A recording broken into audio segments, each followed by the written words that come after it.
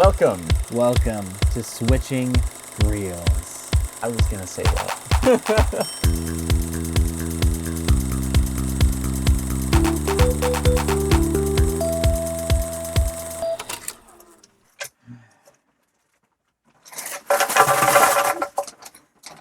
Happy Halloween! Welcome to Switching Reels. We have candy and beer. And we have candy and beer. I hope that at some point you two have at least candy. I'm not much of a beer bloke. I'm not much of a candy Bloke. Connor. I'm not. My name's not bloke. My name's Trenton, and this is Connor. Yeah, and Again, it's welcome to Switching Reels. yeah. This is our bonus episode, so we're a little more lax. Yep. In this one. And it's Halloween. And it's Halloween. Which means I picked out a horror movie for us to watch that was not on the top 250 list. Yeah. I have already been able to tell that Are there you horror are. movies on the top 250 list? There are. There are a few. And most of them rank in my favorites. So, you know, the ones that we're watching are not going to be as quality, but I will say, despite your apparent reaction to this one, it is one of my favorites. I can see why. This will be in the thumbnail for sure, so you already know what you're watching, but we watched Scream today. Yeah, we did. Which Trying on Scream.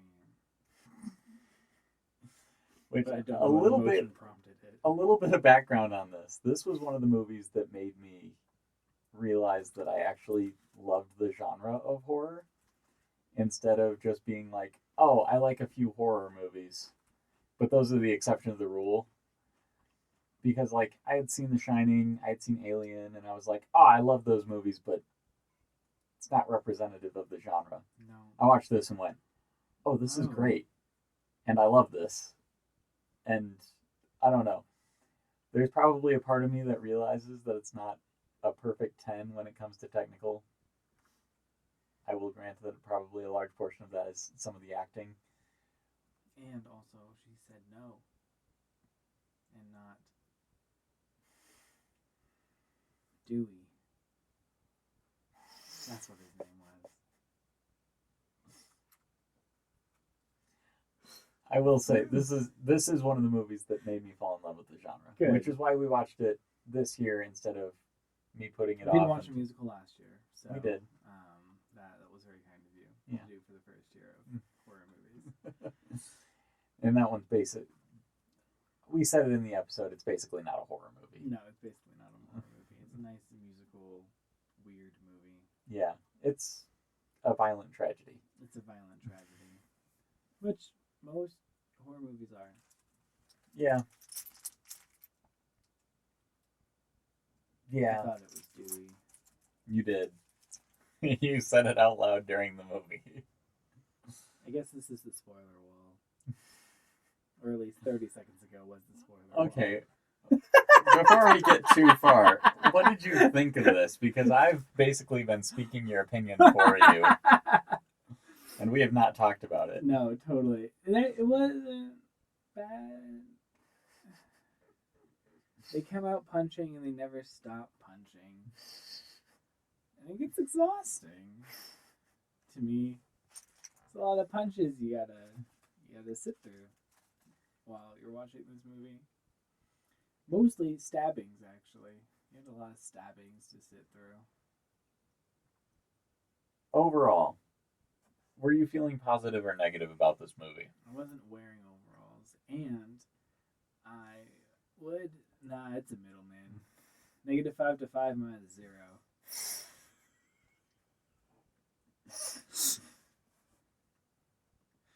Did I just introduce a new scale so that I could say I'm at 0? Yes. Yes, you did. I will say this one is a strong 9 to a light 5 for me. Nice. On enjoyment. Strong 9 to a light 5. Mm-hmm. You switched scales midway through. No, I didn't. I just didn't use your new one. 9 Yeah. to a light 5? Mm-hmm. I meant light 10. Thank you. Okay, good. Ooh. I was like, I'm pretty Yeah, sure I'm you not- did switch scales halfway through, actually. I'm not that wild. Strong 9, light 5. Yeah, somewhere in there. Enjoyment was probably a 7. Technical was probably a 7. If I'm honest, yeah, technical is not this movie's strong point. Nah, It does a really good job of holding tension, though. it does do a good job of holding tension. I What think does it that does. mean? Okay, so like the initial scene, right? Okay. Where we're watching Drew Barrymore's character. Yeah, Casey. Yeah, Casey on the phone, Yeah. and the tension is continually getting higher and higher, which we paused partway through the sequence, which Yeah, that's I will- probably killed it. I will say that is an absolute sin. Yeah. Had to get food, man. Apologies.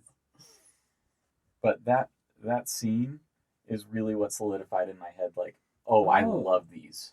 Fantastic. I don't like being forced to feel things. Like there's forced to feel things like Schindler's List, but that feels more like a compact.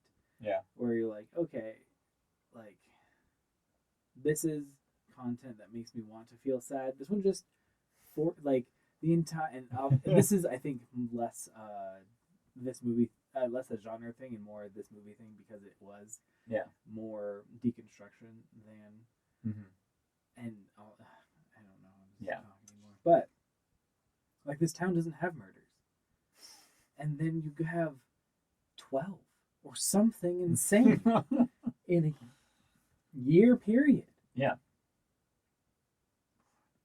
I think this is one of those moments where my ability to analyze later, and I can analyze deeply, but we've talked about this before on the podcast, where I don't analyze things while I'm watching them. I analyze them when I'm done. And I think this movie is one of those things that if you're analyzing it while you're watching it, it's going to ruin the movie for you. But if you analyze it when you're done, you're like, it doesn't matter. It was a great time. It was a great time. And the things that it wants you to think about are the things you keep thinking about. Yeah.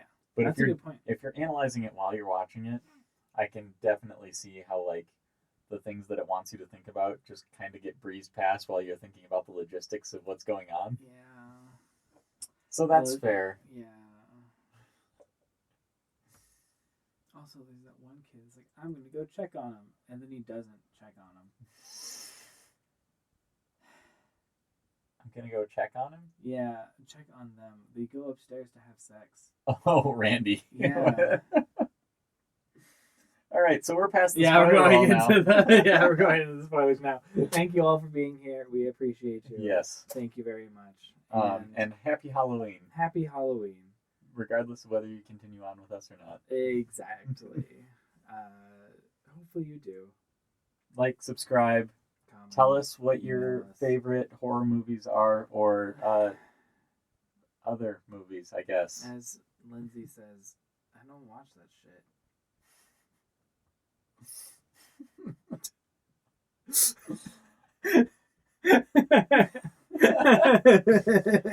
So I'm genuinely curious. Your opinion of this does seem to be far more negative, at least to me, than you're communicating.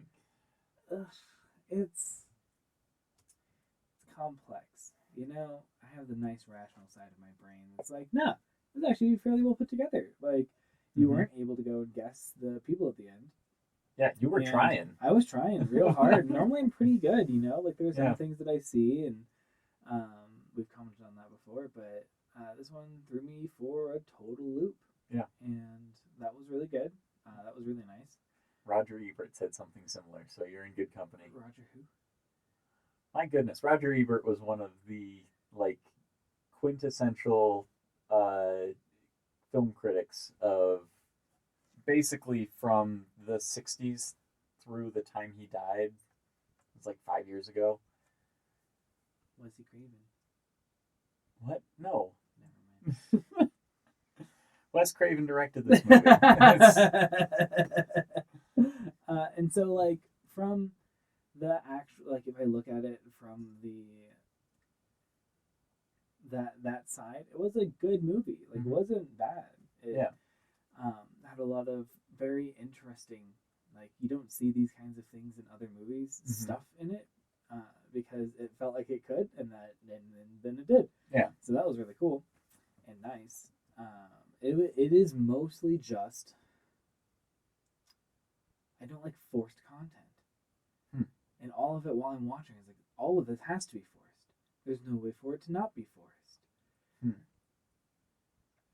When you say forced, what do you mean exactly? I mean the feeling of this stuff would not be happening normally, and they don't give me a compelling reason that it is happening now. The lack of motive does break me.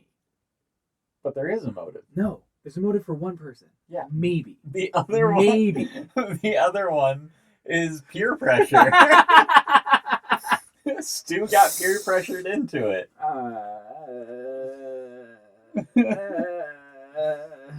It is weird that you have a problem with the motive specifically, because that is one of the things that it's talked about like in the movie. It's talked about in the movie. It's also one of the things that's praised most when people talk about, like, I've heard a lot of things about the movie and how it's just kind of by the numbers and that kind of stuff. But most of the things that are like, but the one thing it did that was really cool was establish an interesting motive for the killers. And it's interesting in that, like, it's very extreme. Everything was very extreme. Yeah. The way that everyone dies is very extreme. Yeah. The small motive reaching to many killings is very extreme. All the personalities are very extreme. So your problem with the movie is and its I'm extremity. exhausted. So tired. I love this movie. Like, it does pump you full of energy if you accept the energy, which I actively did not. Okay, that's fair. that's on me a little bit there. I mean, again, this partially could come from the way that we approach movies, where I am very on board with anything a movie wants to tell me. Exactly. Like, my suspension of disbelief at this point is you can catastrophically high. I'm on board for whatever artistic statement you want to make. Yeah, absolutely. I might disagree with it, but I'm on board with your way of conveying it to me. And it breaks me. As long as you're not trying to force me to think a certain way, then I'm happy. See, it's forced me to feel a certain way, and I'm not happy. Feelings are whatever. There's some ethereal thing that nobody really understands or has a grasp on or proper control over. Connor, you okay? Oh, I'm great. Okay, good. Good to hear. Love that. Just years and years of repression. Okay, good. Doesn't say depression on the can. That's good. No. This is not a sponsor. This is not a sponsor. Good. So yeah, let's I guess this would be what I'd say. Okay, so I don't know your background quite well enough to say this, but I would say, at least from what we've watched, this is your first horror movie that would be like true blue horror film. I'm trying to think if there were any before this that I would have watched, because there aren't any on the list. My family isn't exceptionally horror, and neither is my wife's family. So yeah, they're my in-laws too. Exactly. So I've had arguments about the value of horror movies with them. That makes complete sense, actually. So I don't think I would have sought them out. Like, I've had a lot of the, like, gratuitous violence side, because my mom loves that kind of stuff. Yeah. But I don't have a lot of the, like, actual horror side. That actually makes a lot of sense. I've talked to your mom and haven't been able to get, like, a really good read on, like, what makes her love a movie or hate one. And it makes sense that gratuitous violence is something that she really enjoys. A lot of action. Yeah. She wants action. She does not want to feel traumatizing things while watching a movie. She's cool feeling sad things, even like deeply sad things and stuff. Yeah. That's probably where I got it from. Yeah. I don't like seeing sad things on movies. So, okay, this is going to be a complete aside and has nothing to do with the movie directly. But this has been a new thing that I've been really interested in. And it's the reason that we as a society, as people, enjoy things like horror movies. And it's the idea of being scared without actually having any danger. Yeah, there's no danger here, which is nice. There's something about it that is just so exhilarating, and I love it. And it's why I love roller coasters. It's why I love movies like this. It's why I love scary books. If I want that kind of exhilaration, I'll go find a crisis to fix. There's danger in a crisis. I know. By nature of it being a crisis. Be real. It's got to be here. It can't be safe. There has to be consequences. That's not fun. Yeah, it is. No, it's not. Yes, it's terrifying. It's so fun. The consequences of your actions are very nice to have. There is also a theory out there that I find interesting, although I don't know how much I subscribe to it necessarily, and it's the idea that scary things allow us to interact with essentially the primal side of fear without having to deal with the consequences, so that we can know when something that is scary that has consequences comes along, how to deal with it. Yeah, that makes sense. And I like that idea. I just don't necessarily know how much I agree with it, because like I watch something like this, I'm like, there's a very, very, very low chance that I'm ever going to be in a situation anything like the plot of Scream. Yes. Especially now that I'm out of high school. In most horror movies, is the killer people as physically incompetent as the ones in this movie? I would say most of the time, no. Yeah, okay. I just wanted to make sure. That felt like it was them playing off like very, very high. This one definitely is, it's a horror comedy that leans to the horror side. And that was actually something that when Wes Craven was given this script, they told him, hey, we'd like you to direct this. And he's like, okay, but it's going to be a scary movie first, and it'll be a comedy second. Like, I'm not making a comedy with some scary elements. Yeah. So yeah, I mean, this toes the line for sure. That makes total sense. So things like the dude getting hit in the head with a freezer, that was like, really funny. That's great. And I do actually think that the juxtaposition of feelings was really nice to have. Like, it was nice to have a couple breathing moments of, oh, okay, that was kind of funny. And then, but the sad part was you were just looking forward. I think the biggest laugh that movie got out of you was when she threw the beer bottle at him and it hit him in the stomach. It was really good. The upsetting thing is that my brain is still thinking forward onto what's going to happen next, and so like I'm immediately juxtaposed with, "Aw, she's gonna die." Yeah, my brain doesn't work that way. I'm like, ha, she got hit. And then the next scene I can go, oh no, she's gonna die. Yeah, I mean, this movie is, honestly, I didn't think about talking about this when I suggested it, because it is a very difficult movie to talk about. Because there's a lot going on, but also it's like a lot of small things going on. Exactly. You know, it's not like there's any big overarching theme that we can kind of dissect, or, you know, characters that work a certain way that we can dissect. You really don't like the boyfriend. Which one? The he's kind of a scumbag. Yeah, he is. I'm thinking about it more now, and it's making me dislike him more. The whole like, oh, you've been different since your mom passed away. But I will say, like, the way that this movie specifically treats PTSD yeah, is kind of messed up. Like, as much as I love this film and everything about it, like, there are a few lines that make me just cringe and just go like, when Sydney says, like, I guess I've gotten kind of carried away with the PTSD thing, I'm like, what? You can't say that. How does that even make sense? You've been gaslit by this man who's gonna kill you.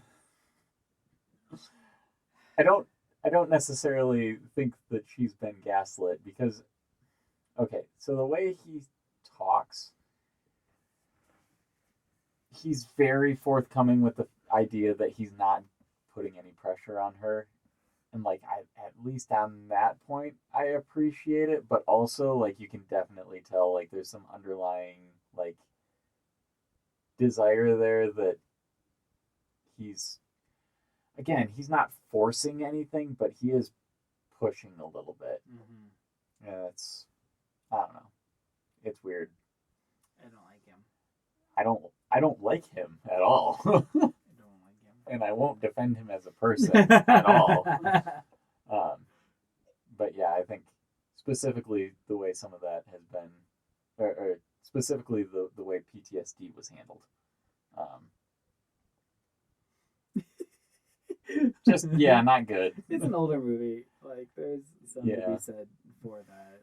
Not to say that it was a good way of doing it, but it's understandable. Yeah. Back then.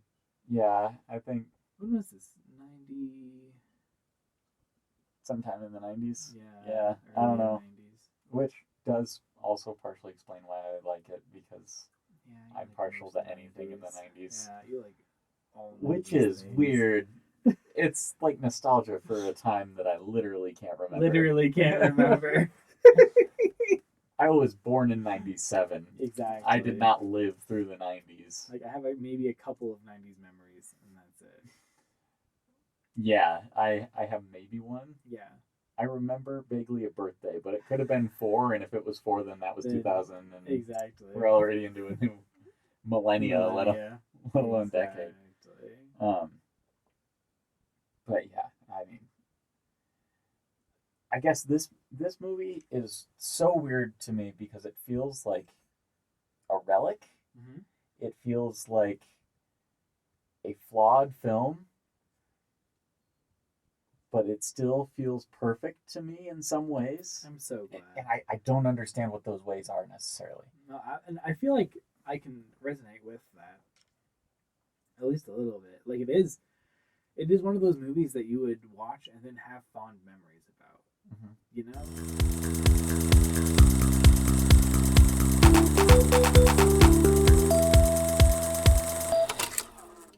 Hi, and welcome back to Switching Reels. Our camera died. Yo. But we're still recording. So we're going to try to get whatever 2 batteries. Yeah. We're going to try to get whatever was on the last reel. And work it into this one. Don't worry, it'll still be as ridiculously off the cuff and unscripted as we usually are. There's no reason it shouldn't be, as this is the same night. Yeah. Anyway. Good How's times. it going, Trenton? We were talking behind the spoiler wall about Scream. Nice. Yeah. That's perfect. Yeah. So, I am now drawing a blank. We'll get here in a second. You're going to have just some fun stuff to cut for Okay. a little bit here. My apologies. I won't cut it. All right. So, we've been talking about just generally how this is like the archetype of a good horror movie. Oh, yeah. Yeah, I do think that this is essentially a perfect horror film. By that you mean like it hits all of the it beats hits of a horror film. Yeah, it hits all of the beats of a horror film. There's nothing that's extraneous at all. So essentially, like with this movie, there is no B plot at all. There's nothing. It's a horror movie through and through. Right. And every single scene is feeding into this sort of overarching idea of this is the horror film that we're trying to create. Yeah. There's nothing else in it. No. But I also don't feel like it leaves anything out that makes a good horror film a good horror film. Totally. And so I guess that's part of the reason that I feel like it's the perfect horror film, despite the fact that it's making fun of the rest of the genre. Horror films.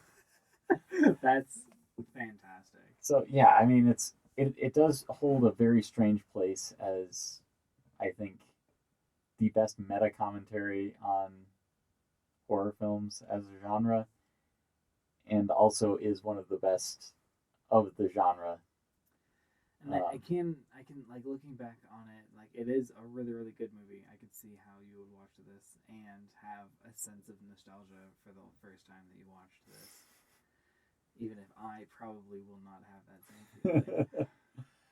Yeah, I mean, I'm sure I said this earlier in the episode, but like this was the movie that made it click for me. Yeah. That I love horror films. Maybe don't love. I like them a lot. Yeah, no, totally. They hold a they hold a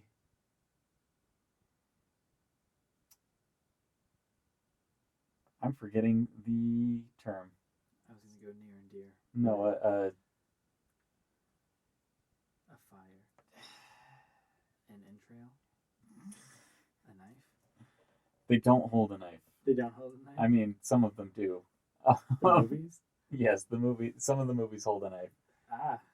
Sounds dangerous, Connor.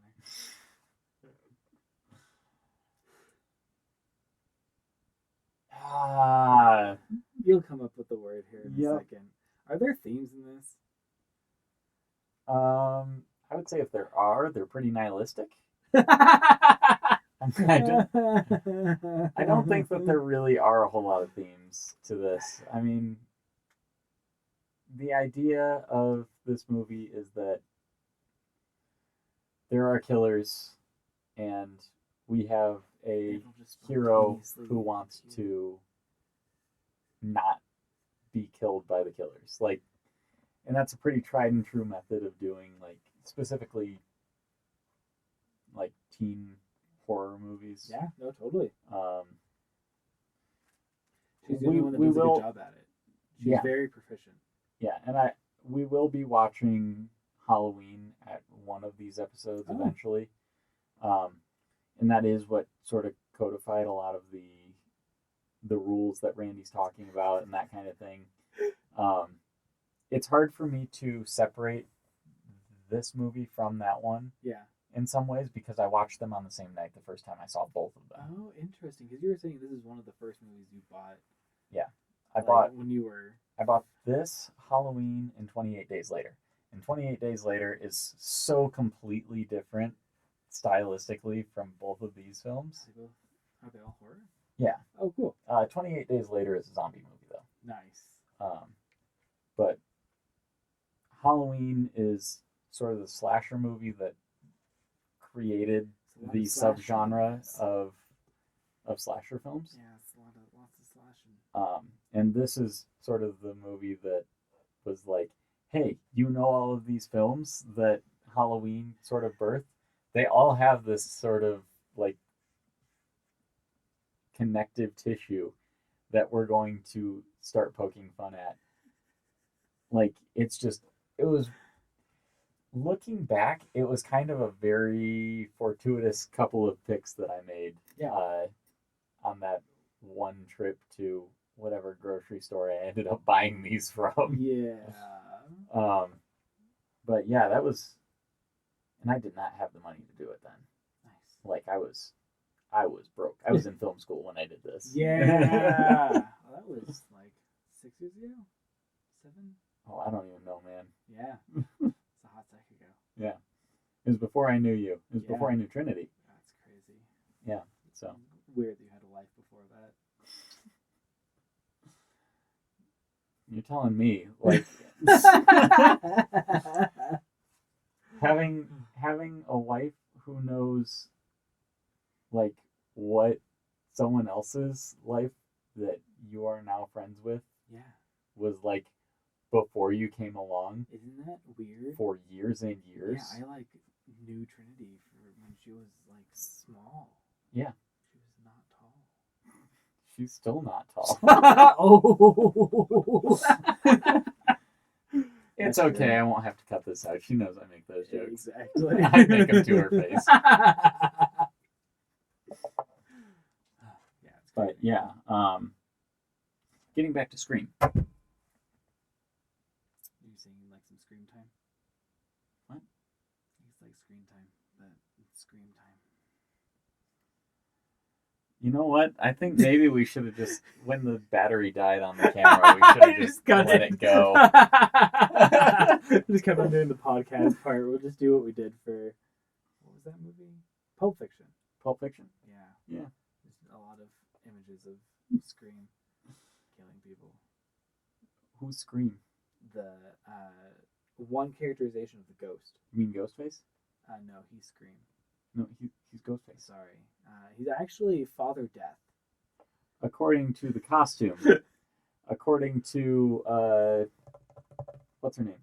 IMDb.com. No, the girl. The Lawrence. Huh? Penelope. No, the one that goes out and gets the beers, and she's dating Stu, and Oh, it's like Lauren or Tylen or... oh, Tylen was really close. Is it Tatiana? No, it sounds like a male name. Kind of. Like it... I don't know. Comment below what the name of this character is that we're spacing. Yeah. Because one of us has only seen it once before, and the other one has been drinking beers through the entire thing. No. Anyway, she goes up to him and is all like, "Oh, Mr. Ghostface, sir, please don't, please don't kill me. I want to be in the sequel." But no, officially his name is Ghostface. Oh, that's funny. Yeah. Okay. So He's Scream. Yep.